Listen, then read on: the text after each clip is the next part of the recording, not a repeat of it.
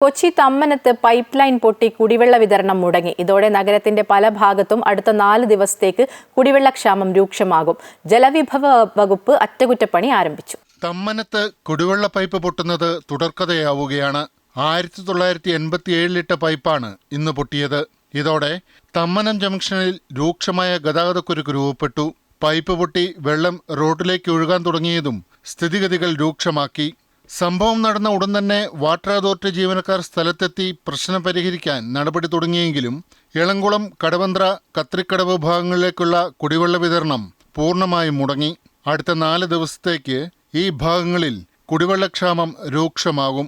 എളംകുളം, കടവന്ത്ര, കത്രിക്കടവ് ഭാഗങ്ങളിലാണ് ഈ കുടിവെള്ളം പൂർണ്ണമായി എത്തിക്കുന്നത്. ആ ഭാഗങ്ങളിൽ കുടിവെള്ള വിതരണം തടസ്സപ്പെടും.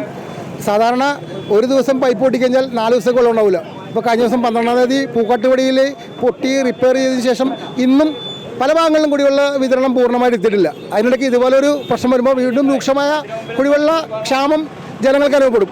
ബദൽ സംവിധാനം അധികാരികൾ എത്തിക്കണമെന്നാണ് നമ്മുടെ അഭ്യർത്ഥന. പൈപ്പ് പൊട്ടിയതോടെ കഷ്ടത്തിലായത് ഇവിടുത്തെ ഓട്ടോ ഡ്രൈവർമാരാണ്.